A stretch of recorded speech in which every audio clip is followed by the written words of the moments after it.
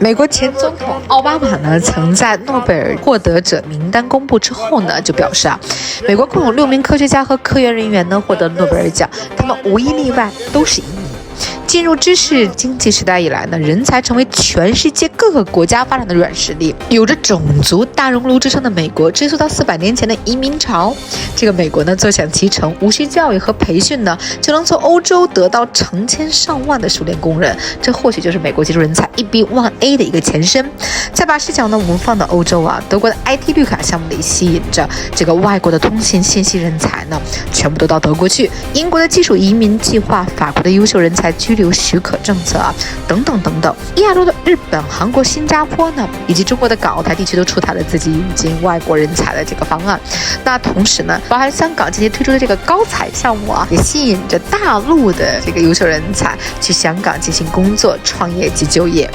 各国呢积极完善的引进外国人才计划，世界大国的移民政策的重心呢，逐渐由家庭团聚与移民人道主义移民呢，向技术移民以及重大这个投资移民的一个转换。那我们也知道，新加坡的话，在今年呢，以2个亿人民币荣登了全球移民最贵项目世界经济合作与发展组织发布了一组这个权威的数据，2024年全球最吸引高级人才和初创公司的企业主的这个国家排行榜，其中人才吸引力呢指标由7个维度进行综合的一个评分。第1，行业机会；第2，收入和税收；第3，发展前景；第4，家庭这个环境；第5，技能环境；第6，社会包容性；第7，生活质量。这些指标呢还考虑了具有所需技能的这个潜在移民获得签证或者居留许可的这个不同的难度系数本期节目呢将从经合组织的报告当中逐一分析解读当下世界高级人才以及企业主的迁徙趋势，希望可以给有迁徙意向的高级人才呢初创的公司的这些企业家们，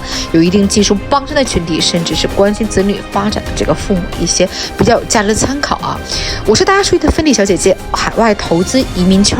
14年的一个海外经验。视频开始之前呢，也请大家记得点赞订阅我的频道，还要打开小铃铛，千万不要错过每一期我非常有价值的一个干货的分享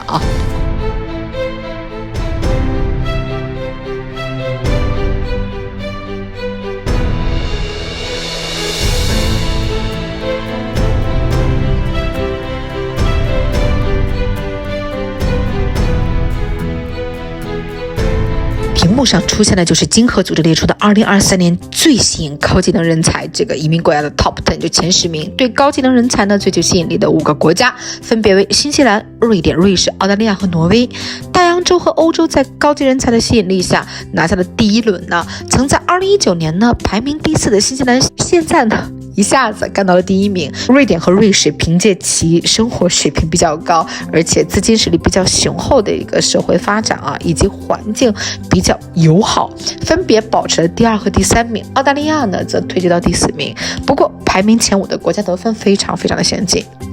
令人意外的移民大国美国居然不是榜首，同时加拿大呢也位列第10名，这主要就是其比较高的这个拒签率，签证处理的排期太长了，优秀人才配额有限等等的因素，使其对优秀人才的吸引力并没有那么的强了。因为一考虑到排期呢，很多人就望而却步了。我将会在往期的视频当中其实也给大家非常的详细的介绍过了，美国杰出人才就 EB-1A 这个移民项目包含什么样的人呢？你属于杰出人才，大家可以自行的去判断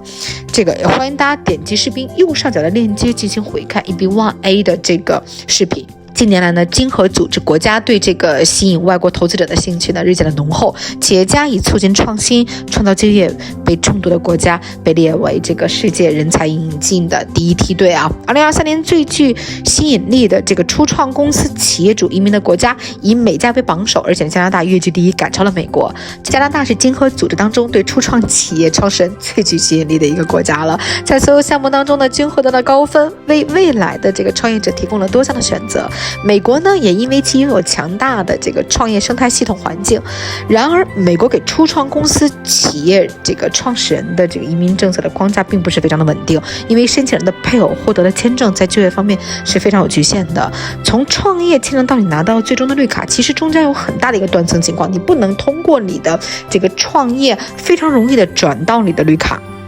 法国呢位列第3，对国际创业者有这个资金的支持，而且创业人也可以拥有相对比较长的这个工作签证啊，以此来满足最新业务的这个发展的一个需求。这里呢，我想给大家重点讲一下葡萄牙。